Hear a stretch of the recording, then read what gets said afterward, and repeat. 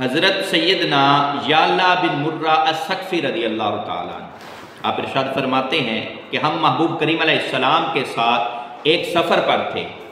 تو راستے میں ہم نے ایک جگہ پہ پڑاؤ کیا اور محبوب کریم علیہ السلام وہاں پہ آرام فرما ہوئے۔ تو ایک درخت کو میں نے دیکھا کہ وہ زمین کو چیرتا ہوا آیا اور محبوب کریم علیہ السلام کے پاس آ گیا، تو اس نے اپنی شاخوں اور پتوں کے ساتھ نبی رحمت صلی اللہ علیہ وسلم کو ڈھانپ لیا۔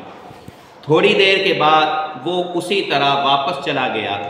تو جب محبوب کریم علیہ السلام بیدار ہوئے تو میں نے عرض کیا یا رسول اللہ صلی اللہ علیہ وسلم، اس طریقے سے